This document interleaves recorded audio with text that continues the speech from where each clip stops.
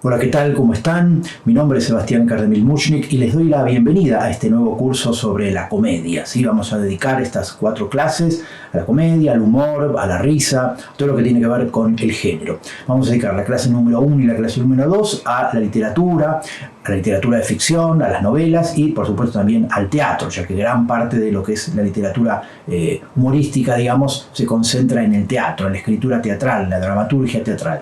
Y las clases número 3 y 4 las vamos a dedicar al cine, ya que creo que es el cine el espacio en el cual durante el siglo XX se va a representar probablemente gran parte de la historia de la comedia, más todos los aportes que ha hecho el cine, por supuesto, a lo que tiene que ver con el género. Así que más o menos vamos a dividir en dos este curso de 4 clases. Y vamos a empezar entonces por el principio, como corresponde, ¿no? Vamos a tratar de, por supuesto, pasarla bien y divertirnos con los ejemplos que vayamos o bien leyendo o bien viendo en fragmentos, en escenas de películas. Y vamos a empezar haciendo un recorrido histórico, tratando de ver cómo fue esto de la comedia desde el comienzo, y para eso tenemos que remontarnos a Grecia. Como casi todo empezó en Grecia, ¿sí? Como casi todo lo que ocurre en nuestra civilización empezó en Grecia hace 2500 años, 2400 años, y la comedia, al igual que la tragedia, al igual que el teatro, empezaron en Grecia. Piensen ustedes que en ese entonces la tragedia y la comedia eran los dos grandes géneros, y por otro lado no podemos dejar de pensar que si bien la tragedia prácticamente desaparece, digamos que en todo caso se transforma o aparecen nuevas formas de representación, la comedia sigue hasta el día de hoy. Es decir, no hay otro género que podamos considerar tan longevo, tan desparramado además por todo el mundo, ya que no hay una sola cultura en el planeta que no haya trabajado la comedia. Por lo tanto, es probablemente el género más viejo de todos, así como la ciencia ficción, el policial. Todos son novelas, todos son géneros relativamente recientes, relativamente que vienen de la mano de la modernidad, y otros géneros han aparecido y desaparecido: la novela de caballerías, la novela pastoril, la novela picaresca, o se han transformado, pero han desaparecido como su forma inicial. La comedia, y vamos a ver ahora, ha variado y poco. Es decir, todo lo que vemos hoy en comedia ya lo hicieron los griegos. Todo lo que vamos a ver hoy en el cine y en el teatro, y probablemente en la televisión, que tiene que ver con la comedia, ya está potencialmente en el teatro griego. Por eso digo, no solamente rendirnos ante el genio griego, sino descubrir que de aquello que nos reímos hoy, se reían también los griegos hace 2500 años. Aquello que nos causa risa hoy probablemente era lo mismo que utilizaban los griegos para reírse. En ese sentido, más allá de las coyunturas, obviamente, lo cierto es que la esencia del género ya la fundan ellos, y todos los recursos y las técnicas que ellos empiezan a utilizar y que implementan en el género, sobre todo en el teatro, por supuesto, son muy similares a las que vemos y utilizamos hoy. Por eso digo que es un género no solamente que ha recorrido toda la historia de Occidente y que ha contagiado, por supuesto, a otras culturas, a otras civilizaciones, sino que además tiene tantos años, y podemos ver cómo, a medida que pasaba el tiempo, los aportes, en todo caso esenciales, no eran tantos, sino que se mantenían cosas que ya estaban presentes en el teatro de los griegos, y que por supuesto después cada cultura, cada país le iba agregando sus condimentos, digamos, propios de cada lugar, su idiosincrasia, pero básicamente está todo definido ya en los griegos. Y si pensamos entonces que la comedia y la tragedia nacen en Grecia, pensemos que de alguna forma ambas formas de teatro tienen un sentido ritual, tienen un sentido religioso, nacen ambas como consecuencia de lo que tiene que ver con lo que hace a los ritos de fertilidad. ¿Sí? Ustedes saben que en el mes de marzo, más o menos, cuando en el continente europeo, cuando en el norte comienza la primavera, lo que se celebra son ritos de fertilidad, cuya misión es sembrar o bendecir o celebrar aquello que va a dar lugar a las cosechas, a todo lo que tiene que ver, por supuesto, con la alimentación posterior. Pero los ritos de fertilidad encabezados por Demeter, por Perséfone y por supuesto por Dionisos, que va a ser el dios que va de alguna forma a encarvarse como la principal figura de lo que es el teatro, ¿sí? ¿Y por qué? Porque en estos ritos de fertilidad, en los cuales se celebraban a través de distintos cultos, esto que tiene que ver con el nacimiento de la primavera y por supuesto con el renacer, con todo el simbolismo que tiene eso de la época en la cual florecían y daban resultado lo que se había plantado, sembrado durante el tiempo anterior, esos ritos de fertilidad de alguna manera lo que tenían era que empiezan a ser acompañados por una suerte de celebraciones, ¿sí? Estas celebraciones que van a estar representadas, ya les digo, por el personaje Dioniso, empiezan a hablar de una festividad que por supuesto va a traer consigo un tipo de alimentación y un tipo de bebida. Dioniso va a representar más que nada la vid, va a representar más que nada el vino, va a representar los excesos, lo orgiástico, ¿sí? Entonces va a estar asociado, por un lado, lo teatral, que representa a Dioniso, la máscara del teatro de Dioniso, por supuesto con esto que tiene que ver con el vino, el exceso, la fiesta, ¿sí? Y en ese sentido, recordemos estos aportes de Nietzsche respecto a lo apolíneo y lo dionisíaco. Lo dionisíaco va a estar asociado a esos momentos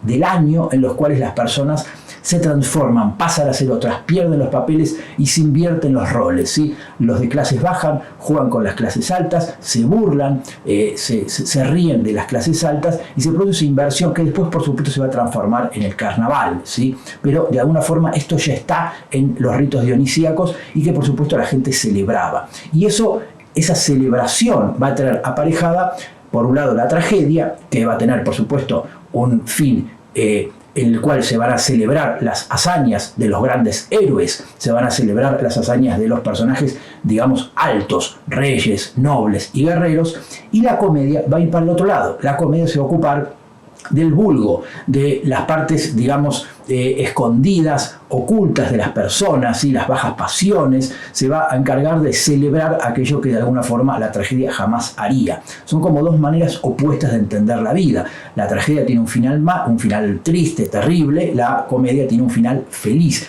pero de alguna manera tenemos que entender que estas dos formas de entender el mundo, ¿sí? De concebir la vida, va a estar muy atada a lo que tiene que ver con la manera de entender el mundo de los griegos, del paganismo, ¿sí? Que precisamente por eso va a ser durante la Edad Media, con el auge del cristianismo y la Iglesia Católica, que todo esto va a estar tan cuestionado hasta que lleguemos a la Baja Edad Media y se recupere un poco estas tradiciones.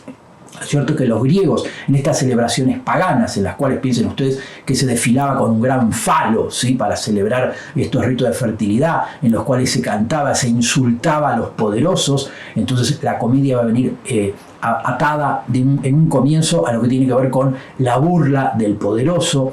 Por lo tanto va a derivar en un espectáculo político, ya que el vulgo tenía la oportunidad durante estos ritos de burlarse, insultar al político o al personaje, digamos, de alta alcurnia o millonario de turno, con lo cual lo que vemos es que se produce esta inversión, es decir, en esta época era permitido eso, o sea, el pueblo podía en ese momento tomarle el pelo, burlarse y reírse. Por lo tanto, la comedia enseguida va a empezar a tener subgéneros: la farsa, la parodia, la burla. Entonces la comedia como género, digamos, abarcativo, después va a tener estas particularidades, las cuales va a aparecer la parodia, ya les digo, la sátira, el sarcasmo, la ironía, todo lo que tiene que ver con los subgéneros en todo caso, o las formas de lo que podemos llamar la materia cómica, ¿sí? Pero lo que vemos es que el nacimiento tiene mucho que ver con un sentido ritual y religioso, en el cual durante las fiestas de Dioniso, que después en Roma pasarán a ser piensen ustedes que en Roma Dioniso se transforma en Baco, ¿sí? En el dios del vino. Recuerden el cuadro de Caravaggio, el cuadro de Velázquez sobre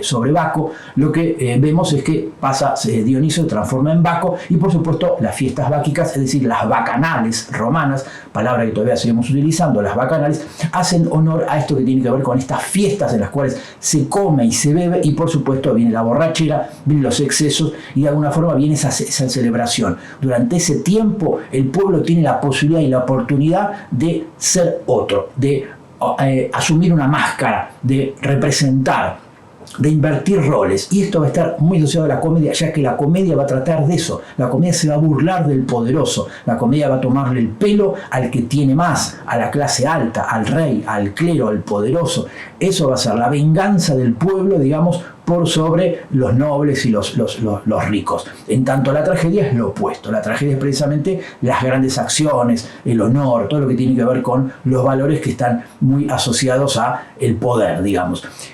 Vamos a leer algunos fragmentos durante el transcurso del curso de textos, y vamos a empezar por supuesto con Aristóteles. Vamos a empezar con la Poética, que es el texto clave que de alguna forma va a definir lo que es la teoría literaria, ello que tiene que ver con la tragedia y la comedia. Piensen que la parte de la comedia que supuestamente escribió Aristóteles no existe, está perdida, pero sí tenemos la primera parte en la cual Aristóteles va a hablar de la tragedia. Sin embargo, va a decir algunas cosas de la comedia, y algunas cosas que va a decir, por ejemplo, es definir la tragedia. Y va a decir lo siguiente, se digo como para empezar. Aristóteles va a definir la tragedia y va a decir que la tragedia es una representación de una acción memorable y perfecta, de magnitud competente, recitando cada una de las partes por sí separadamente, que no por modo de narración, sino moviendo a compasión y terror, dispone a la moderación de estas pasiones. Es decir, hay un elemento catártico, ¿sí? El público, cuando asiste a una representación de una tragedia, produce una catarsis, ¿sí? Con el horror precisamente se despiertan esas pasiones al ver ese sufrimiento, esas crisis, esas cosas terribles que les pasan a los personajes. Aparece la tragedia. La comedia es la inversión de eso, es precisamente cuando vemos lo opuesto. ¿Qué va a decir Aristóteles? Va a decir que la comedia es, como se dice, retrato de los peores. Mas no según los aspectos del vicio, sino por alguna tacha vergonzosa que sea risible, por cuanto lo risible es cierto defecto y mengua sin pasar al daño ajeno, como a primera ojeada es risible una cosa fea y deforme sin darnos pena. Es decir, nos reímos y nos burlamos de todo. Por lo tanto, la risa, la burla, el escarnio, eso va a ser constitutivo de la comedia. Es lo opuesto a la tragedia. Y ahí es cuando va a empezar a aparecer, por un lado, los grandes tragediógrafos, ¿sí? Sófocles, Eurípides, Esquilo, pero por otro lado van a aparecer los grandes comediógrafos, ¿sí? Aristófanes, del cual nos vamos a ocupar ahora. Y después calculamos unos 40 comediógrafos más, de los cuales prácticamente está todo perdido, ¿sí? No ha quedado nada. De Aristófanes, que tiene unas 40 comedias, sobreviven 11. Pensemos que lo mismo va a pasar con Sófocles, que las más de 100 obras que tiene, hoy sobreviven 7. Es decir, se ha perdido una gran cantidad de material. Pero lo cierto es que estas 40 obras que escribió Aristófanes, de las cuales nos llegaron 11, creo que estas 11 representan muy bien el espíritu de la comedia, eso que tiene que ver con en este momento en los cuales se celebraba, ¿sí? Piensen ustedes en las tragedias se estrenaban, piensen que eran siempre festivales, siempre eran concursos, se estrenaban 4 o 5 por año, y eran premiados los autores en función del voto, y desde ya el que sacaba mayor puntuación se llevaba el premio del año. Las tragedias se estrenaban en marzo, precisamente cuando comenzaban la primavera, y se celebraba esto que tenía que ver con los ritos de fertilidad, y desde ya esto era una gran celebración, tenía una trascendencia social muy grande, ¿sí? Y la comedia se celebraban en enero, es decir, se celebraban cuando todavía era invierno, pero de alguna forma también tenía que ver con esta idea de la fertilidad. Pensemos además que Dionisos, que era el patrón del teatro, este personaje que luego se va a ir transformando, ¿sí? Que va a estar representado como un macho cabrío. Pensemos que después, durante la Edad Media, la figura del diablo va a estar representada como un macho cabrío, es decir, la transformación que va a ir sufriendo esta idea de Dioniso como personaje diabólico, ¿sí? Que de alguna manera vamos a ir viendo cómo luego, cuando cae el paganismo y irrumpe el catolicismo, por supuesto, todos los personajes, toda la mitología medieval, toda la mitología de la antigüedad va a pasar a la medieval, al cristianismo, digamos, transformado, por supuesto. Y Dionisos, como este dios del exceso, del orgiástico que les decía antes, representado como un macho cabrío, porque precisamente se va a sacrificar un macho cabrío antes de cada representación, y además tiene que ver también con que esta idea que les decía antes, que después se va a asociar el carnaval a esto que eran las fiestas en honor a Dioniso, que después en Roma van a ser las Saturnales, ¿sí? Que son las fiestas en honor a Saturno, por supuesto. Y también aparece esta idea de la inversión de roles, es decir, de que durante ese tiempo que se festeja, la gente tiene posibilidad de ser otro, convertirse otro, y se invierten los papeles. ¿Qué pasa algo con el carnaval? Precisamente el carnaval, del cual ya vamos a hablar también, es el momento de la risa, ¿sí? El momento del festejo, es el momento de la humorada. Carnaval, por supuesto, piensen en el origen de la la palabra tiene que ver con carro naval. Carnaval vendría de un carro naval, y en un carro naval es precisamente donde llegaba Dioniso. Dioniso es un dios que se supone que viene de afuera, es un dios extranjero que cuando llega a Grecia, llega en este carro, montado en este carro, y precisamente va a ser en este carro donde empezarían a aparecer las primeras manifestaciones teatrales, ¿sí? En estos festejos que de alguna forma lo que vamos a ir viendo es que van a ir derivándose en estas dos formas de teatro, trágica y cómica. Pero lo que de entrada vamos a ir viendo es como los recursos que empiezan a generar los dramaturgos, los comediógrafos o los que hacen tragedia, son recursos técnicos y estilísticos que van a seguir utilizándose hasta el día de hoy, ¿sí? Es decir, en ese sentido, prácticamente ellos van a inventarlo casi todo, ¿sí? Muchas de las cosas que creemos que pasó en el siglo XX, que le podemos adjudicar, no sé, a Bertolt Brecht, este juego con el espectador, esto ya está, esta inclusión del público, esto de que le hablan al público, esto ya está en los griegos, es decir, en ese sentido una gran cantidad de elementos que podemos ver que son grandes invenciones de los griegos para el género tragedia, que a veces creemos que son propias de la modernidad, y no es así. Ellos probaron e inventaron casi todo. En ese sentido siguen trabajando además los mismos elementos: burlarse de los poderosos, reírse, mofarse, satirizar, parodiar, ¿sí? A todo lo que tiene que ver con estos personajes que de alguna forma durante el tiempo de la celebración el pueblo o las clases bajas se permiten bromear, ¿no? O sea que en ese sentido la esencia sigue siendo la misma. ¿Qué se le suma además? Otro elemento que también va a estar presente durante las procesiones y durante las celebraciones de los ritos, que es el tema del insulto. El tema de, además de burlarse, es insultar. Además de burlarse, es utilizar todo lo que tiene que ver con el vocabulario soez, la escatología, todo lo que tiene que ver con las excrescencias del cuerpo, ¿sí? La caca, el pis, el vómito, todo lo que tiene que ver con esas cosas. Bueno, eso va a ser propio ya de la tragedia griega, y esto va a estar hasta el día de hoy. Va a estar una comedia actual para ver que todos estos elementos están potenciados y ya es casi una inflación de eso mismo, pero en esencia están ahí, ¿sí? Por eso les decía que está casi todo en los griegos. Y vamos a ir directamente a Aristófanes, que es nuestro gran primer comediógrafo, y que me parece que en las 11 obras que tiene, las más conocidas son Las ranas, ¿sí? Las nubes, La paz. Yo creo que ya está definido un poco el género. Vamos a leer algún fragmento de alguna, ¿sí? Como para darnos una idea de lo que hacía Aristófanes, ¿sí? Y vamos a leer un fragmento de Las ranas. Las ranas precisamente porque el personaje principal es Dioniso, ¿sí? Dioniso lo que va a hacer es descender, el argumento de la obra va a contar la historia de Dioniso, que lo que quiere es descender al infierno precisamente para ir a buscar a Eurípides, que es el último gran tragediógrafo. Entonces lo que hace es descender al infierno para ir a buscarlo, ¿sí? Primero va a consultar a Hércules, luego va en compañía de su esclavo a descender al infierno en busca de ese gran poeta, ya que él dice que en Atenas ya no había más poetas. Entonces va a buscar a Eurípides, que era el último gran poeta. Se pasó la vida tomándole el pelo Aristófanes a Eurípides, se pasó burlándose de él, pero bueno, lo reconocía como un gran escritor, por supuesto. Y la obra va a empezar así. Va a decir lo siguiente: Jantias, que es el esclavo de Dioniso desciende con su esclavo, va a decir Jantias: diré, oh señor, uno de estos chistes acostumbrados que provocan siempre la risa de los espectadores. Y Dioniso le dice: por Zeus, di lo que quieras, excepto estoy abrumado, evita esa expresión, porque monto en cólera al oírla. ¿No podré decir tampoco alguna otra bufonada? Sí, excepto estoy hecho polvo. ¿Qué? Pues voy a hacer algo del todo chistoso. Sí, por Zeus, anímate, ten cuidado con no decir solo una cosa. ¿Cuál? Al cambiar tu hato de hombro, no digas que tienes necesidad de ir de vientre, ni que cargado con tal fardo, si alguien no me lo quita, me voy a echar un pedo. No, por cierto, te lo suplico, a menos que quieras hacerme vomitar. ¿Qué necesidad tengo yo entonces de llevar este equipaje, si nada puedo hacer de lo que acostumbran los mozos de cuadra en las comedias de Pinco, de Lisis o de Amimpras? No hagas tal cosa, porque cuando asisto al teatro y veo semejantes invenciones, salgo envejecido en más de un año. Oh, 3 veces desgraciada esta nuca mía, porque abrumada como está, no puedo decir la palabra chistosa. Sí, fíjense que, por un lado, el timing, ¿sí? Frases cortas, a diferencia de las tragedias que son grandes parrafadas, ya está en lo que vemos hoy en la sitcom. Frases cortas, chiste, réplica, chiste, réplica, chiste, réplica. Después, acudir a los vómitos, a todo lo que les decía antes que tiene que ver con la escatología, ese elemento, por supuesto, de recurrir a lo bajo, ¿sí? De la cintura para abajo, así como la cintura para arriba es la tragedia, de la cintura para abajo es la comedia, ¿sí?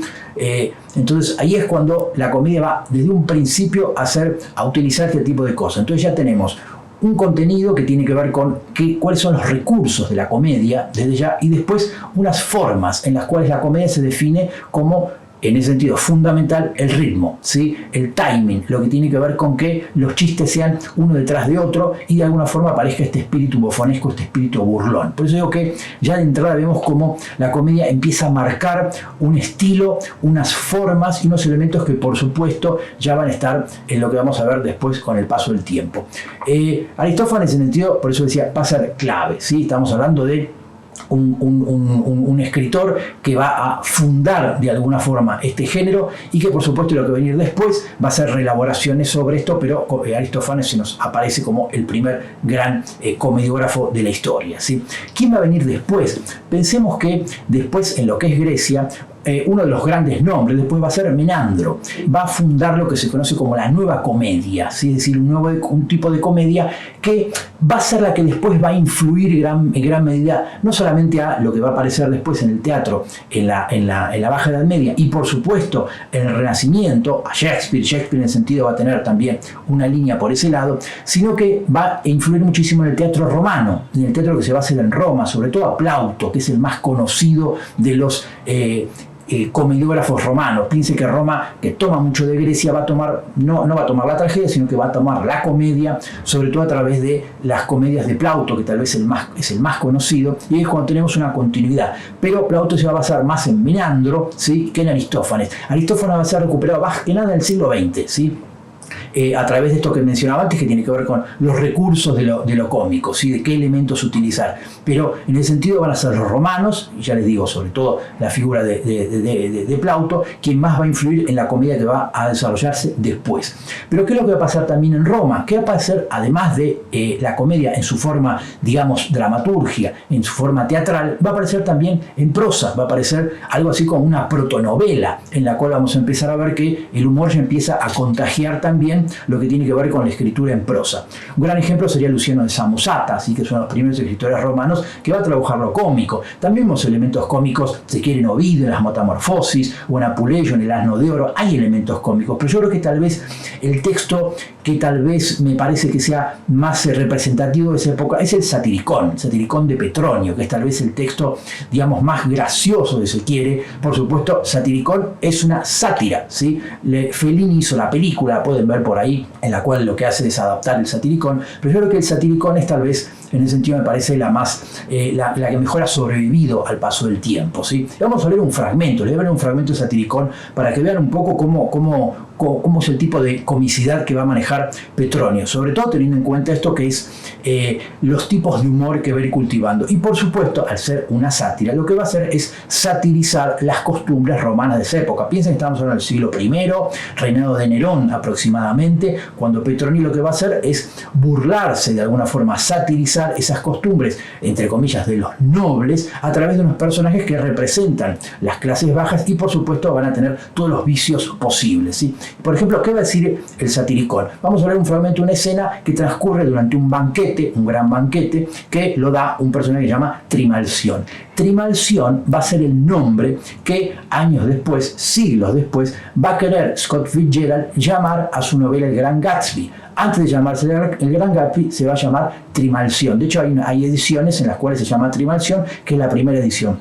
¿Por qué? Porque precisamente la vida del Gran Gatsby tenía mucho que ver con esto que vamos a ver en el Satiricón, es decir, estos personajes ricos que hacen fiestas y banquetes y de alguna forma se constituyen algo como un centro, como el centro de la ciudad, los banquetes que dan estos personajes. Pero pensemos que el personaje de Trimalción, el Satiricón, da este banquete y asisten los personajes. Y leamos entonces, le voy a leer un fragmento de esa escena. Y va a decir así: la vuelta de Trimalción interrumpió aquellos diálogos. Limpióse las esencias que le caían de la frente, se lavó las manos y dijo enseguida: dispensadme, amigos, tengo que hacer de vientre porque lo tengo desarreglado y los médicos no me alivian, aunque no me ha sentado mal una infusión de corteza de granada y abeto en vinagre. Paréceme que se me calma la tormenta que tenía yo dentro, si no soltaría mi estómago ruidos semejantes a los mugidos de un toro. Por supuesto que si alguno de vosotros necesita desahogos por el estilo, no debe contenerse, no hay tormento mayor que el de aguantarse en casos parecidos. No podía yo hacerlo aunque el mismo Júpiter me maniatara. ¿Te ríes, Fortunata? Aclaración, Fortunata es su esposa. Pues tú bien me impides dormir con tus estrepitosas detonaciones. Nunca he exigido a mis convidados que se abstuvieran de desahogarse en la mesa. Los médicos prohíben el contenerse, y si alguno de vosotros siente alguna otra más urgente necesidad, allá afuera encontrará todo lo necesario. Creedme, cuando el flato del estómago se sube al cerebro, todo el cuerpo padece. Yo sé de quién se ha muerto por ser demasiado escrupuloso. Demos gracias a Trimalción por su generosidad y su indulgencia, y para no reventar de risa, bebamos con abundancia y a menudo. Es decir, fíjense cómo vuelve a aparecer esta idea, ¿sí? Lo bajo. Estos personajes de alguna forma nos muestran sus aspectos más, digamos, escandalosos, y con eso se construye el humor, se construye la comicidad. Y fíjense que gran parte de esto lo seguimos utilizando en los chistes, en las películas, en la televisión, en la literatura cómica. Es decir, ahí es cuando yo decía, esencialmente esto que tiene que ver con reírse de nosotros mismos, reírse de lo que nos pasa en el cuerpo, reírse de los ricos y poderosos, sigue siendo, después de 2000 años, la esencia de la comedia. ¿Sí? En ese sentido, la comedia va a ser revolucionaria. ¿Por qué? Porque se va a permitir ser anárquica, se va a permitir tomarle el pelo a los poderosos, se va a permitir burlarse, y en ese sentido algo diferente de lo que va a ser la tragedia, que es ensalzar precisamente a esta gente. Lo que va a hacer la comedia es burlarse de ellos. Por eso digo que tiene un espíritu revulsivo, un espíritu anárquico muy fuerte la comedia, ¿sí? Y desde ya, como decía antes, lo vemos en Grecia, lo vemos en Roma. Pero ¿qué va a pasar después? O sea, cae el paganismo, cae Grecia, cae Roma y comienza la Edad Media. Y lo que vamos a ver de entrada es que tanto la Iglesia el cristianismo como después la Iglesia Católica van a ser muy reacios al humor, van a ser muy reacios a lo que tiene que ver con la risa, con la festividad dionisíaca. Por eso Dionisos, en su iconografía, va a pasar a ser el diablo. Es decir, hay mucha vinculación ahí con lo que tiene que ver con que todo ese aspecto dionisíaco será tildado de diabólico, ¿sí? Ahí podemos ver después todo el desarrollo que van a tener las brujas, todo el desarrollo que va a tener después aquello que se va a considerar diabólico y satánico, y que tiene su origen probablemente en esto que tiene que ver con las celebraciones dionisíacas. Por eso la Edad Media, en el sentido, sobre todo la Alta Edad Media, ¿sí? A partir del siglo V hasta el siglo XI más o menos, va a estar muy vinculado a algo que tiene que ver con una suerte de retroceso en todo eso que se había gestado en Grecia y Roma respecto a la risa y la burla del clero, de los reyes, del poder, digamos. Entonces, va a ser muy complicado encontrar una literatura medieval que festeje la risa y la comicidad. Por supuesto, lo vamos a ver, y esto tiene más que ver con textos de historia que con manifestaciones literarias, en lo que tiene que ver con la oralidad. Es decir, va a aparecer en la cultura popular esta posibilidad de la risa, esta posibilidad de la burla, pero solo a un nivel oral. Es decir, no va a estar transformado eso en literatura, y de alguna forma van a tener que pasar muchos siglos hasta que empecemos a ver manifestaciones literarias de algo parecido a la comicidad. Y quería que viéramos respecto a esto que tiene que ver con una mirada sobre la risa y sobre la carcajada y sobre lo cómico, que va a utilizar Umberto Eco en El nombre de la rosa. ¿Por qué? Porque si recuerdan ustedes, El nombre de la rosa es una novela en la cual una de las cuestiones importantes que se plantean en el libro es la supuesta existencia del segundo tomo de la Poética de Aristóteles. Dijimos que la primera se trata de la tragedia, la segunda se trata de la comedia. Ese texto, que aparentemente está desaparecido, estaría un ejemplar en la biblioteca del monasterio, el monasterio, la abadía en la cual transcurre el nombre de la rosa. Y va a tener un guardián, que va a ser este personaje que remeda a Borges, este Jorge de Burgos, que de alguna forma, además es ciego, va a tener en su poder este ejemplar de la comedia. Y sobre eso va a girar gran parte de la trama policial de la novela. Pero en un momento de la película, en un momento de la novela, va a aparecer este personaje, va a tener una escena con Guillermo de Baskerville, con el personaje protagonista, en la cual va a dar su opinión sobre lo que tiene que ver con la risa y con el humor. Y me interesa porque creo que va a definir muy bien una manera de entender lo cómico y por qué durante una gran cantidad de siglos de dominio de lo que va a ser el imperio católico durante la Edad Media va a estar tan mal visto. Y es así que esta concepción va a estar muy presente, por supuesto, dentro de lo que es el ámbito de la Iglesia. Piensen que después ya, cuando pasamos a la Baja Edad Media, la Inquisición se va a ocupar también de esto que tiene que ver con cierta proscripción al festejo, a la risa, al jolgorio. Es decir, va a haber una cuestión que va a tener que ver con que la Iglesia va a estar muy en contra de esto que tiene que ver con el festejo, con esto que es tan dionisíaco de entregarse a la celebración, del cuerpo, de los placeres del cuerpo, del sexo, del orgiástico, de la borrachera, ¿no? de la celebración a través del vino y del éxtasis, y todas estas cuestiones que eran tan propias del paganismo. Bueno, durante el catolicismo, sobre todo los años, digamos, de la Baja Edad Media, van a estar prácticamente desterrados de lo que tiene que ver con las posibilidades, al menos, de la literatura. Es decir, no lo vamos a ver eso representado en ningún tipo de literatura, y mucho menos de literatura dramática. Pero ¿qué es lo que pasa? A medida que surge, que comienza la Baja Edad Media, ya les digo, siglo XI, más o menos, lo que vamos a empezar a ver es que va a empezar de a poco, surgir algo que se va a empezar a llamar el humanismo, ¿sí? Ya estamos hablando del siglo XII, siglo XIII.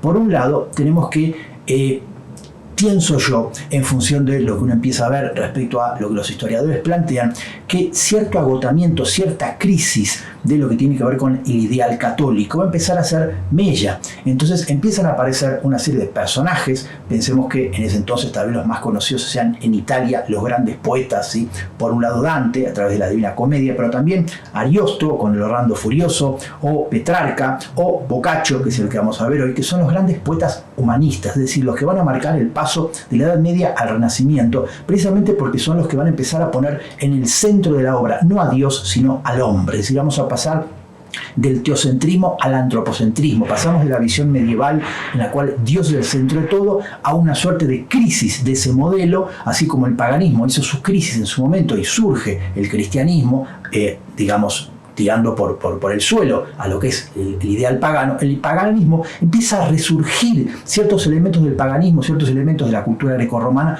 resurgen, y por supuesto en el Renacimiento llegan a su esplendor y después van a seguir continuándose, porque precisamente había una mezcla entre lo que es la tradición católica y después lo que son las tradiciones paganas. Eso surge a partir del Renacimiento, pero este proto-Renacimiento, estos primeros humanistas, que ya les digo, los primeros ejemplos los tenemos en Italia, lo que van a empezar a hacer es a trabajar textos en los cuales se va a poner al hombre en el centro. Ya prácticamente Dios no va a tener ningún lugar, y curiosamente van a ser unos siglos, ¿sí? Siglo XII, siglo XIII, siglo XIV, en los cuales lo que vemos es que aparece una literatura humorística clave, es decir, aparece una serie de textos donde el humor va a ser fundamental, la irreverencia, el tomar el pelo, el reírse de todo, entre otras cosas de la religión católica.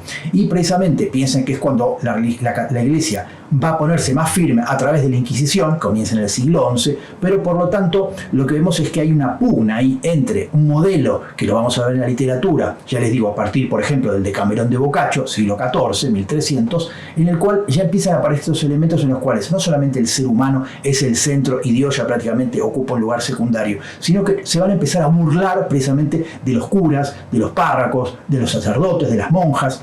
Y por lo tanto ya empieza a aparecer un modelo que después ya va a ser imparable, que va a tomar durante el Renacimiento, ya les digo, un lugar preponderante, lo vamos a ver a través del Quijote, por ejemplo, y después ya se va a instalar y va a llegar a su pico en el siglo de las luces, en los cuales ya directamente en la Ilustración el modelo, digamos, católico, de si quiero, tan religioso, por supuesto va a empezar a entrar en una gran crisis y va a ir decayendo. Pero lo cierto es que en esta época, siglo XII, siglo XIII, no solamente surge el carnaval, siglo II en Italia aparentemente, más o menos es cuando empieza a aparecer la fiesta del carnaval, que tenemos la vinculación que mencioné antes con el paganismo griego, y después vamos a ver cómo se va a vincular con ciertas obras literarias esta idea de lo carnavalesco, ¿sí? Pero lo que me interesa en todo caso es detenernos un segundo en el Decamerón. Decamerón es una obra que tiene una gran cantidad de relatos, son aproximadamente unos 100 relatos, se llama Decamerón porque son precisamente son 10, porque son las historias que van a contar un grupo de jóvenes que, para escapar a la peste, acuérdense que en esa época la peste negra azota Europa, ¿sí? en el año 1347 y 1353, la peste negra va a asolar Europa, va a matar casi el 50-60% de la población. El Decameron va a tener lugar en 1348, que es cuando la peste azota la ciudad de Florencia, y una serie de jóvenes, ¿sí?, lo que va a hacer es refugiarse en una iglesia llamada Santa Isabel. Se encierran estos 10 jóvenes, 3 hombres y 7 mujeres, y durante de estos 14, 10 días se van a contar historias, ¿sí? Cada uno de esos 10 días, por eso se llama Decameron, se cuentan historias. Se va a llegar a un total de 100 historias, que es lo que tiene el Decameron, que es un libro voluminoso, pero lo que vamos a hacer es, vamos a rescatar, por supuesto, uno, como para ver un poco el espíritu, ¿sí? Y rescaté una que me parece, además, interesante tenerla en cuenta, porque la va a incluir Pasolini cuando filma en 1971 el Decameron. La va a incluir. Es la historia de un muchacho que se hace pasar por mudo para poder ingresar a un convento donde viven monjas, y a partir de ahí va a empezar a tener relaciones con todas las monjas, hasta que finalmente no va a poder más, va a estar exhausto y se va a quejar a la monja superiora de que ya no puede con todas, ¿sí? Sí, esto es un elemento, y piensen ustedes, sumamente irreverente dentro de lo que tiene que ver con el universo que veníamos viendo en la Edad Media, ¿sí? Es decir, hay una burla a la institución, hay una utilización de la sexualidad, en el sentido, una representación de las monjas como personajes, digamos, insaciables. Es decir, hay toda una cuestión de cosas, de una inversión de valores que, por supuesto, hasta hace unos siglos era completamente impensable. Vemos entonces que el humor aparece como refugio, es decir, piensen que si el contexto de la novela, que es una narración enmarcada, es decir, la novela es una historia dentro de una historia, un poco a la manera de Las Mil y las Noches y tantas otras novelas en las cuales hay historias dentro de las historias, que algo que va a ser después sumamente utilizado por gran cantidad de escritores, pero lo que vemos es que estos jóvenes que se refugian en esta iglesia para escapar de la peste, aparece este elemento del humor como para burlarse de la muerte, es decir, esta idea de, a través de la risa, a través de la carcajada, burlarse de esa muerte que estaba azotando Europa. Y por lo tanto, ahí es cuando le decía, el humor va a ser un arma sumamente irreverente, ya que no solamente se va a burlar de los poderes, sino en este caso va a servir para que se burlen de la muerte, para reírse de la muerte. Por lo tanto, les decía, el Decameron trabaja sobre todo con esas cuestiones que tienen que ver con festejar la vida, festejar el amor, festejar el sexo, festejar los placeres, festejar la comida, la bebida, todas cosas que, por supuesto, como decía antes, van a estar censuradas y casi prohibidas durante mucho tiempo por la Iglesia. Bueno, con este resurgir, con esta aparición del humanismo, que lo que hace es mostrar una nueva cosmovisión, empieza a mostrar una nueva manera de ver el mundo, lo que vemos es que esas cosas tienen que ver con, sobre todo, con la celebración de la vida, que es algo que por supuesto existía en Grecia, en cierta filosofía griega, ya está, ¿sí? Sobre todo los epicúreos, ¿sí? Todo lo que tiene que ver con el hedonismo, con lo que tiene que ver con la celebración de los placeres, de la comida y del cuerpo. Esto se empieza a recuperar poco a poco en el humanismo, y de ya en el Decameron ahí está, es decir, vemos cómo de alguna manera se trabaja sobre esa idea, tomando el pelo, ¿sí?, precisamente a las instituciones que intentan producir el efecto contrario, es decir, censurar y prohibir aquellas celebraciones. Por eso digo que aparece como un gran elemento revolucionario, como un gran elemento de puesta en crisis de aquel otro modelo que de a poco iba a ir decayendo, y que por supuesto iba a irrumpir ese humanismo que va a dar lugar, por supuesto, después al Renacimiento y a lo que va a venir después. El otro texto que me interesa que veamos de esta primera época son los cuentos de Canterbury, ¿sí?, que es un texto que también firmó Pasolini al año siguiente, en 1972. Fíjense, o casualidad, Pasolini se mete con esta baja Edad Media a través de Decameron y los cuentos de Canterbury para mostrar esta época de transición entre el feudalismo y el capitalismo, entre una sociedad en la cual empieza a surgir la burguesía y de alguna forma unos nuevos valores, una nueva mirada sobre el mundo, una nueva cosmovisión empieza a irrumpir en Europa, y desde ya un elemento clave que tiene que ver con cómo esta manera de entender la vida empieza a reemplazar o empieza a poner en jaque esta mirada medieval que tiene que ver con la Iglesia como centro, Dios como centro, y ahora empiezan a aparecer unas nuevas posibilidades que el humanismo y el Renacimiento van a entrar aparejadas. Por eso creo que, más allá del elemento político que pueda tener, vemos claramente por qué Pasolini va a trabajar esta época en estos dos textos, donde precisamente lo que aparece es esta celebración de la vida, estos valores que de alguna forma va a reivindicar. Los cuentos de Canterbury son de Geoffrey Chaucer, ¿sí? Que es un escritor inglés. Nos vamos de Italia, nos vamos a Inglaterra. Estamos hablando también del siglo XIV, pero un poquito después. Los textos están escritos a finales de 1300, ¿sí? O sea, ya casi fines del siglo XIV, principio del siglo XV, ¿sí? Ya 1300, 1400. Y de alguna forma esta vez son 24 cuentos, no son tantos como en el caso del Decameron, y también van a celebrar lo que tiene que ver con el festejo de la vida y con lo que tiene que ver con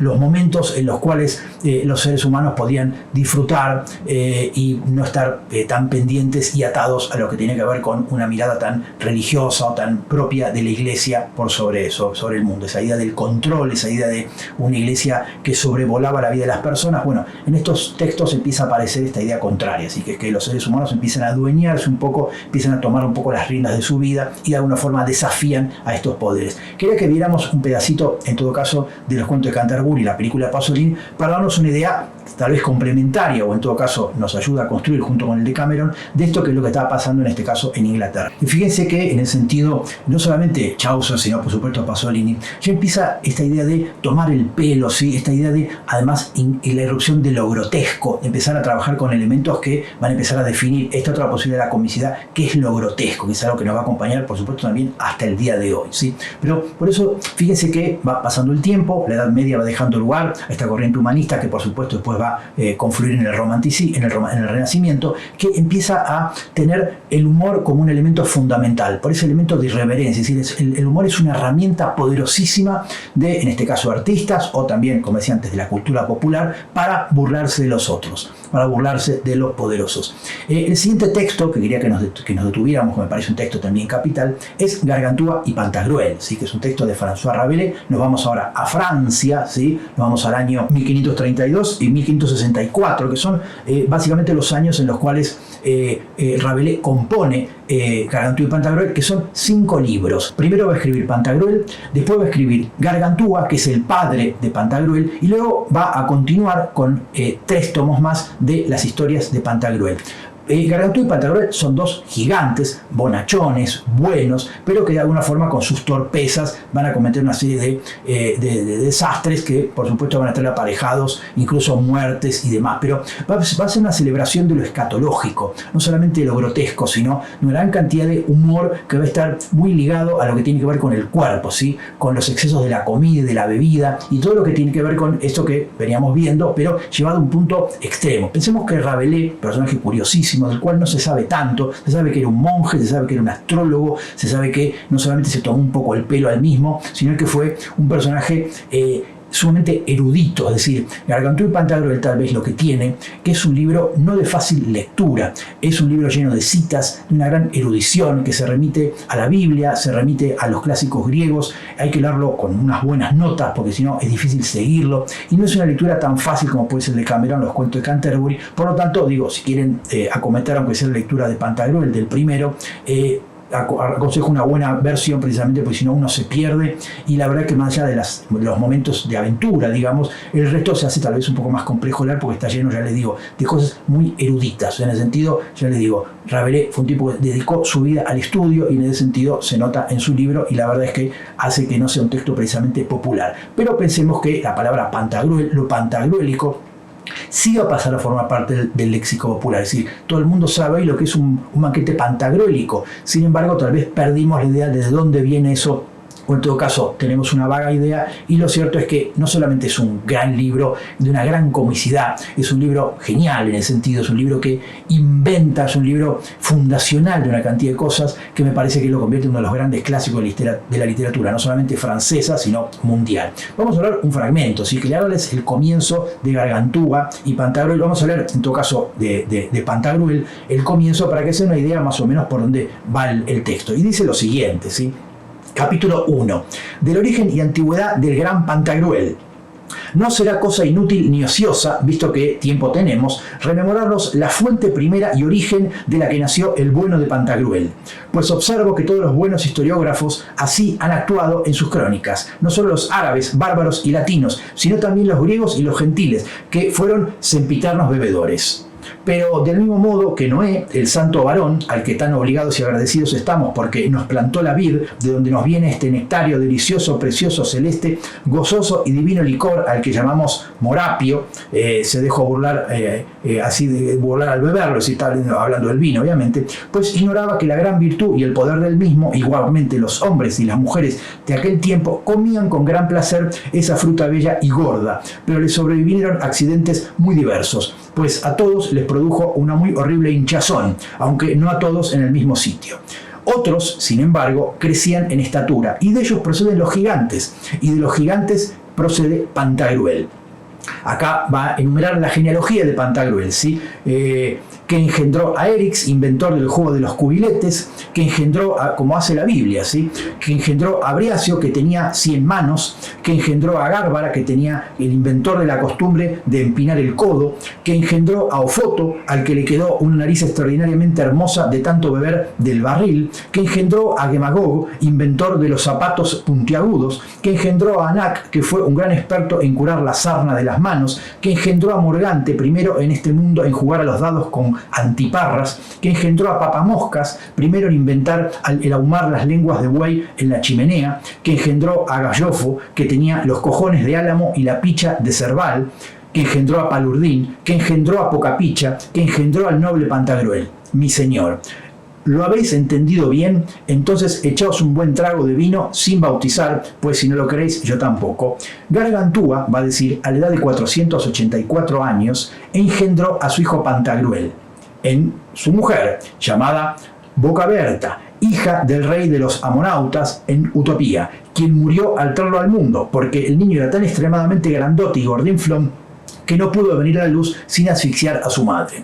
Para entender bien las causas y razones del nombre que se le puso al cristianarlo, hay que decir que ese año hubo una gran sequía tan grande en todo el país africano que transcurrieron 36 meses, 3 semanas, 4 días, 13 horas y un poco más sin lluvia, con un calor solar tan sofocante que toda la tierra se volvió árida. En cuanto a los hombres, daban gran pena, los habríais visto con la lengua afuera como lebreles que han corrido durante 6 horas, muchos se tiraban a los pozos, otros se metían en el vientre de una vaca para estar a la sombra. A esto se lo llamaba Homero albinantes.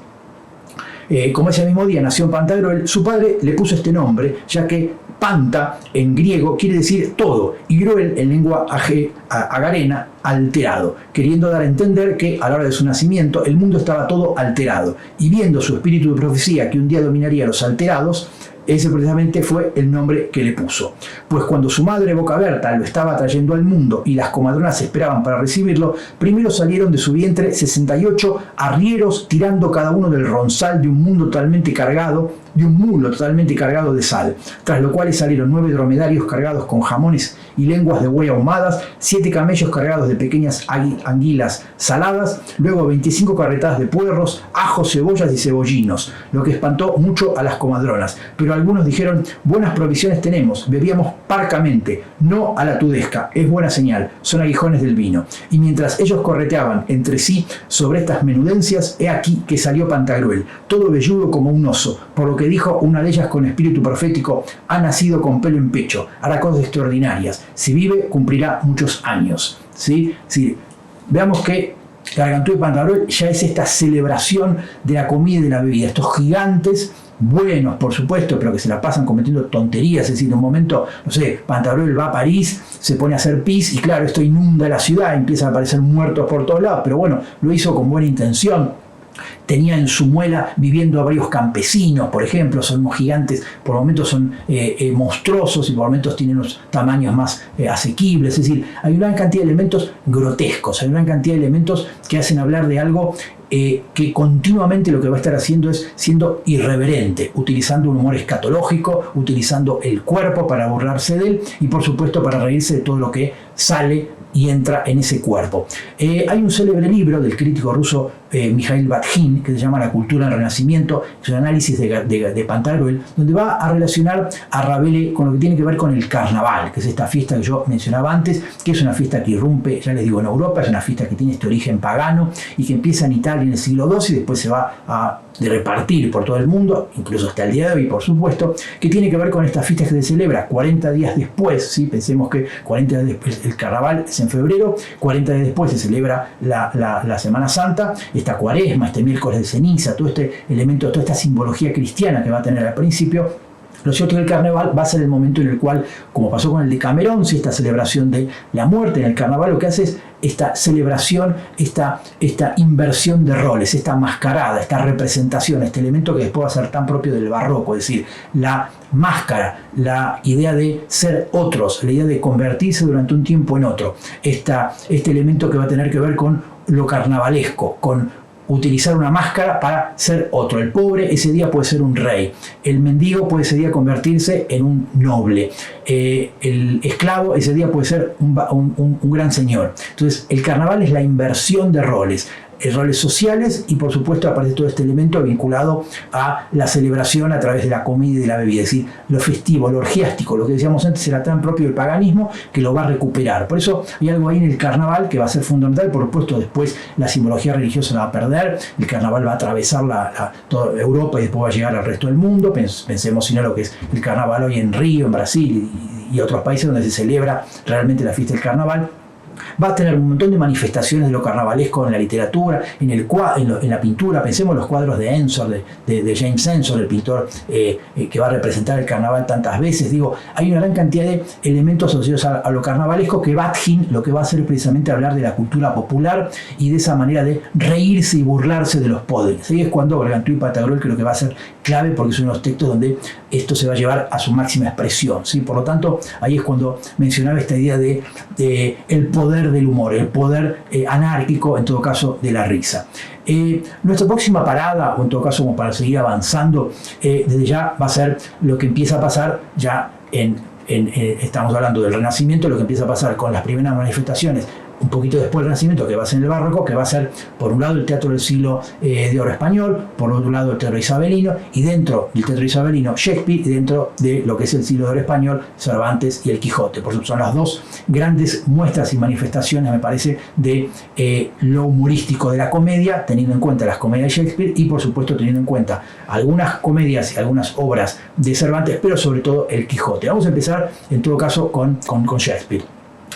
Pensemos que Shakespeare, además de tener por supuesto una gran cantidad de tragedias, una de las cosas que va a tener gran desarrollo y sobre todo va a ser considerado muchas de ellas absolutamente geniales son sus comedias. Y pensemos que en esa época el teatro isabelino había dado grandes escritores de comedia, Ben Jonson por ejemplo, que son grandes comediógrafos, pero desde ya Shakespeare, sobre todo con algunas de sus comedias, va a recuperar un poco eso que decía antes, que era esta estructura de cierta tragedia griega, de cierto teatro griego, de cierto teatro romano, sobre todo a través de Plauto, como les mencionaba antes, y va a desarrollar un tipo de teatro que va a ser desde ya tenido como uno de los grandes hitos en la historia de la humanidad, de la literatura universal, lo que tiene que ver con algunas de sus tragedias y algunas de sus comedias. Pero quería que nos concentremos en nuestro caso en las comedias, y algunas de las cuales son muy conocidas, ¿sí? Desde Mucho ruido y pocas nueces, Una noche de verano, La friecilla domada, que son obras que van a marcar una manera de hacer comedia, una manera de reírse,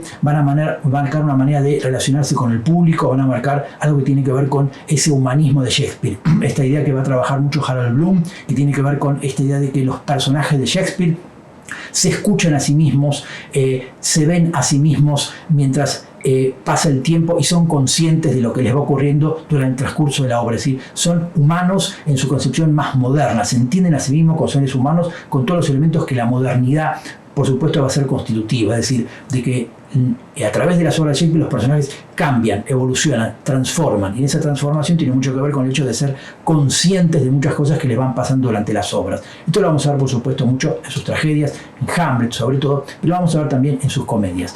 Pensemos también otro elemento que me parece clave, que es que muchas de sus tragedias, muchas de sus obras aparentemente serias y terribles, hay muchos elementos de comedia, es decir, no solamente la risa es uso exclusivo de las comedias, sino que en muchos momentos muy buenos, incluso de sus tragedias, hay elementos muy graciosos. Quería que empezáramos a ver un fragmento de lo que me parece que son las grandes adaptaciones de Shakespeare a la pantalla, que es lo que va a hacer Orson Welles, que es uno de los grandes intérpretes de Shakespeare, que va a ser, no solamente va a ser Macbeth, va a ser Otelo, sino que va a ser una película que se llama Campanadas a Medianoche, una película que lo que va a hacer es adaptar 5 obras de Shakespeare, ¿sí? Va a meter 5 obras de Shakespeare en una película, va a adaptar las 2 partes de Enrique IV, va a adaptar las alegres comadres de Windsor, va a adaptar Ricardo II, es decir, va a ser un trabajo, va a adaptar, hay cosas de Enrique V, es decir, hay una gran cantidad de elementos que él va a tomar de una y otra y va a ser una gran adaptación, ¿sí? Lo que quería es que viéramos un fragmento de la película, sobre todo lo que hace al personaje que tal vez va a ser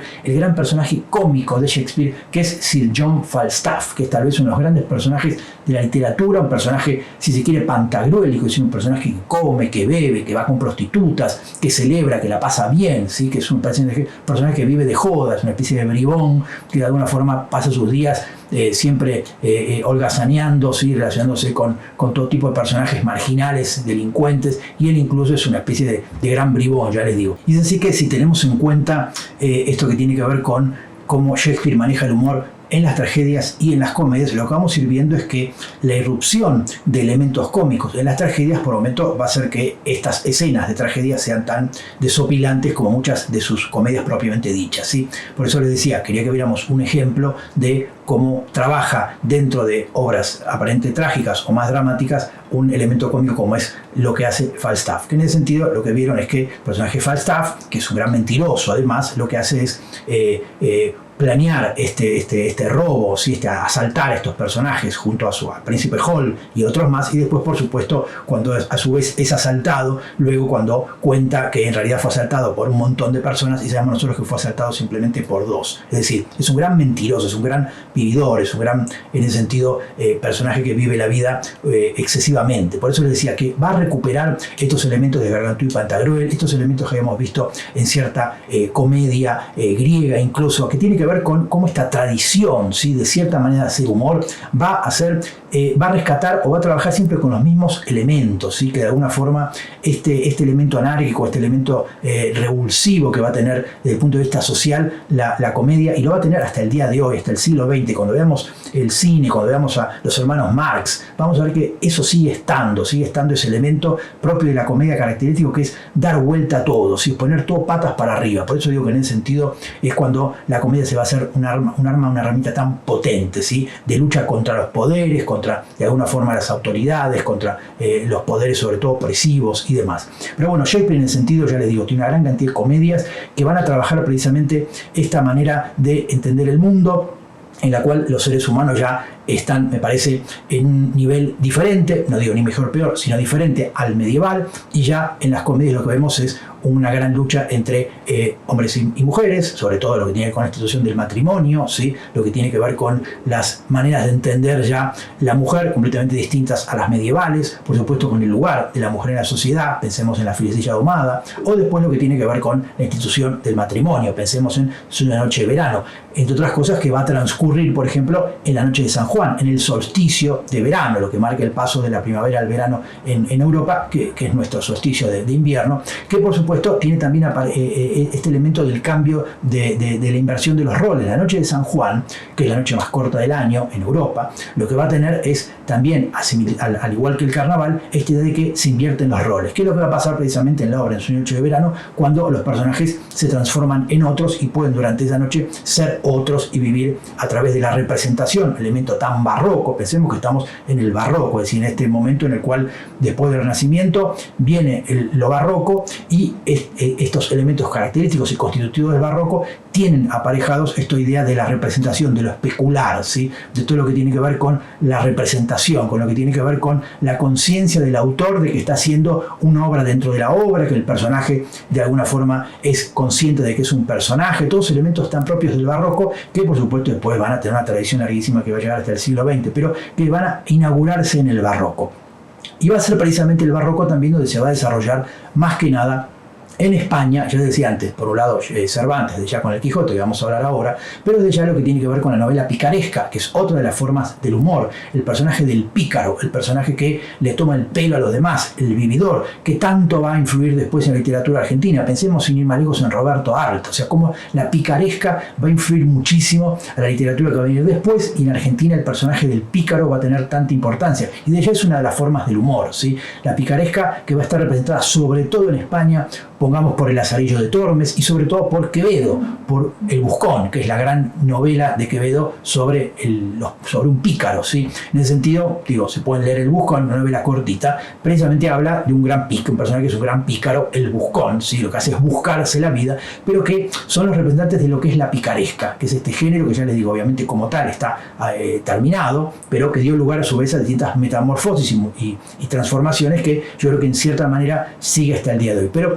esto tiene que ver también con que en el siglo de oro español, además del teatro de Lope, el teatro de Calderón, donde también van a utilizar muchísimo la comedia, van a ser grandes comediógrafos también, ambos, lo que vemos es que va a surgir sobre todo en lo que es la novela de caballería, ya en su caso, digamos, al final de todo va a aparecer el Quijote, que es tal vez no solamente la más grande novela que se ha escrito, sino un momento culminante de lo que es la literatura humorística, o en todo caso una de las vetas posibles del Quijote, que es el humor, que es la comedia y que es básicamente la ironía, porque creo yo que el Quijote es una novela profundamente irónica. El Quijote le toma el pelo a todo, no solamente a la novela de caballería, no es solamente una sátira de la novela de caballería, que es como dice Cervantes en el prólogo, sino que pensemos además que la novela de caballería en ese momento ya estaban prácticamente agotadas, ya no existiera, como hoy yo me metiera con el western, digo, el western ya casi es nadie hace western, hoy es como que es un género casi terminado. Bueno, lo que hace Cervantes es tomar la novela de caballería, satirizarla, pero no solamente eso, sino que satiriza todo, ¿sí? Es decir, satiriza a la iglesia.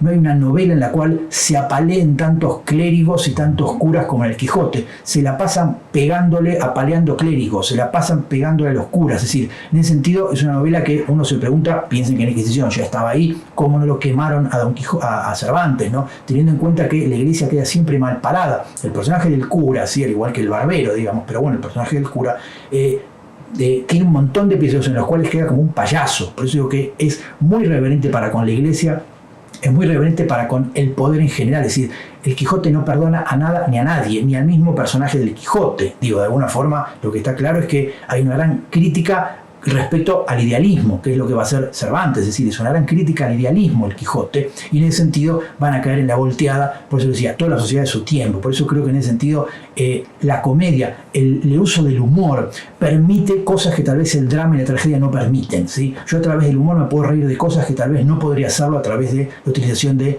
drama o de una película o de una novela seria. Bueno, esto lo puedo hacer a través del humor, y ahí es cuando a través del humor precisamente Cervantes lo que hace con el Quijote es tomarle el pelo a toda la sociedad de su tiempo, incluso a la literatura, y ya les digo, a todos los poderes habidos y por haber en ese momento en esa España del siglo XVI. Pensemos que el primer tomo del Quijote se publica en 1605, la segunda parte se va a publicar en 1616, y en el medio está el Quijote de Avellaneda, que es esta versión del Quijote que va a escribir este autor, supuestamente ya que considera que hay una demanda del público por una segunda parte del Quijote. Al no hacerlo Cervantes, este señor Avellaneda va a escribir una segunda parte, y Cervantes, para contestarle a esta otra parte, va a escribir su segunda parte del Quijote. Por lo tanto, hay un material enorme que tiene que ver con lo que fue el hecho histórico del Quijote. Y que además tenemos en cuenta que la segunda parte del Quijote le va a tomar el pelo, entre otras cosas, al Quijote de Avellaneda, y no solamente eso, sino al propio primer Quijote. Es decir, la segunda parte del Quijote, además de tomar el pelo a todo, también satiriza al primer tomo del Quijote, se toma el pelo a sí mismo. Por eso digo que en ese sentido es clave esto que tiene que ver con la ironía. La ironía es una distancia, ya es una conciencia, es una autoconciencia muy grande respecto a lo que se está haciendo, y en ese sentido creo que no se llegó más lejos que Cervantes, o en todo caso Cervantes lleva más lejos el procedimiento que nadie, ¿sí? En ese sentido, tal vez como el Hamlet de Shakespeare, ¿no? Que de alguna forma es consciente de aquello que hace, y hay una obra dentro de la obra que hace evidente esta idea de la autoconciencia. Pero lo que creo es que en ese sentido el Quijote inaugura una serie de procedimientos formales en la novela que por supuesto van a seguir hasta el día de hoy, que por supuesto en el siglo XX va a haber una cantidad de teóricos que van a creer que eso es un invento de algunos autores o teóricos del siglo XX, cuando eso ya está todo en el Quijote. Y creo que la materia cómica del Quijote, la materia de alguna forma todo el dispositivo, ¿sí?, que pone Cervantes a la hora de, en el momento de escribir el Quijote, para provocar la risa, va a haber toda una serie de recursos, algunos visuales y otros auditivos, es decir, va a haber mucho chiste dicho a través de la palabra, es decir, hay mucho humor verbal, pero también hay mucho humor físico, hay mucho humor que después va a aparecer, digamos, en slapstick, ¿sí?, en esas películas que ya vamos a ver en su momento de Chaplin, de los hermanos Marx, de Buster Keaton, ese humor físico de personas que se golpean, que se caen, que se apalean. Después lo va a retomar eso los dibujos animados, Tom y Jerry, todo eso ya está en el Quijote, ¿sí?, personajes que se matan a golpes y que por supuesto después vemos que esos golpes nos causan gracia. Algo que hoy va a estar políticamente, va a ser visto como una incorrección política, ¿sí?, burlarse del gordo, del alto, del flaco, del feo. Bueno, todo esto va a estar en el Quijote. Es la burla continua a toda esta galería, toda esta fauna de personas que van a desfilar por ahí, irreverentes de ella, pero que no solamente va a recorrer estos cuatro o casi 5 siglos que nos separan del Quijote, sino que además va a influir muchísimo al resto de la literatura y por supuesto al cine. Pero concentrarnos en el Quijote, quería que viéramos dos formas posibles, ¿sí?, en todo caso como para no solamente terminar con el Quijote, sino citar dos o tres formas posibles de humor. Vamos a ver primero un fragmento de una película que está basada en la película de Manuel Gutiérrez Aragón, Caballero de Don Quijote, que se va a ocupar de la segunda parte del Quijote, pero donde va a haber un tipo de humor que me parece a mí una de las tantas, como decía antes, maneras de trabajar el humor y lo gracioso y lo cómico en el Quijote, que va a ser aquel momento en el cual Sancho le va a querer convencer a Don Quijote que 3 muchachas que vienen cabalgando por ahí, arriba de un burro, digamos, una de ellas es Dulcinea.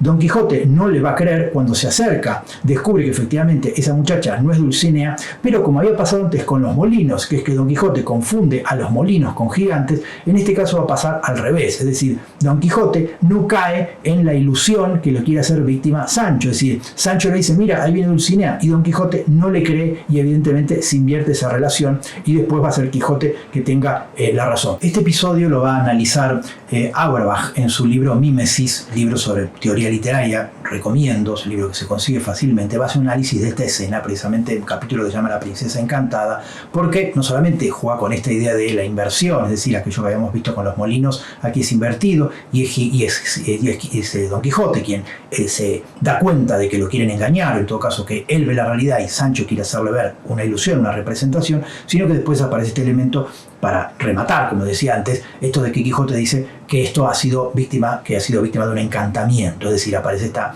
idea de que Don Quijote luego quiere sumar este elemento más que tiene que ver con relacionar a lo que le está pasando con un supuesto encantamiento, una supuesta brujería que pasó ahí. Es decir, hay una cantidad de elementos que no solamente en el Quijote aparecen como cómicos, como producto de cierta tradición de la comedia, sino que hay una reflexión constante respecto a ir jugando con las variaciones posibles de eso, es decir, cómo Cervantes en el sentido va utilizando todos los recursos posibles para sacarle lo más posible, el jugo posible, el mayor jugo posible a la comicidad, a la comedia, ¿sí?, dando vuelta a los procedimientos, invirtiéndolos, jugando con un chiste que luego varios capítulos después se repite invertido, es decir, hay todo un trabajo con la comicidad, ya les digo, desde lo físico y desde el diálogo, ¿sí? En ese sentido es un gran muestrario de todas las posibilidades del humor, ¿sí? Y donde, ya les decía, principalmente creo que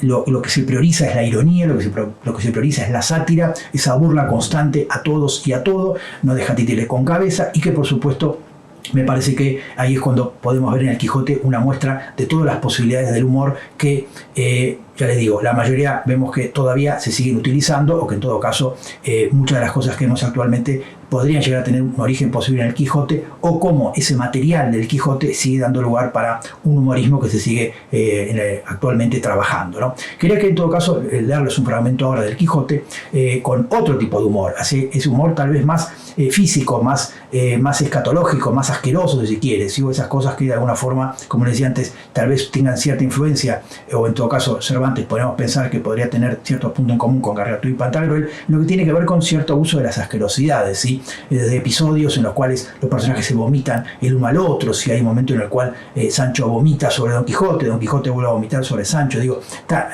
lleno de elementos en el sentido escatológicos, en el sentido que hacen utilización de ese tipo de humor que habíamos mencionado, que es tan común por ejemplo, en Gargantúa y Pantagruel, pero quería darles otro fragmento de la novela, en la cual precisamente lo que va a pasar es algo más o menos similar respecto a esta cuestión del gag, el gag visual, ¿sí? El gag que tiene tanto que ver con una imagen que resulta cómica, ¿sí? Voy a darles el capítulo 17 de la segunda parte, ¿sí?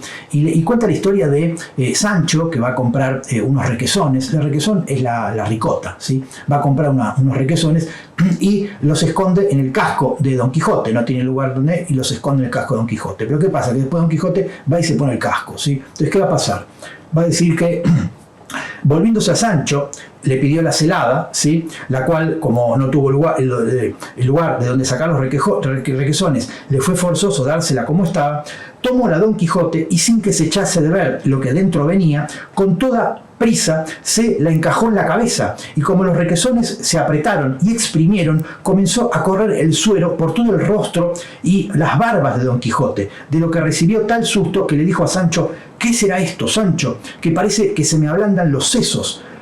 O se me derriten, que se me ablandan los cascos y se me derriten los sesos, o que sudo de los pies a la cabeza, y que si sudo, es verdad que no es de miedo, sin duda creo que es terrible la aventura que ahora está sucediéndome. Dame, si tienes, con que me limpie, ya que el copioso sudor me ciega los ojos.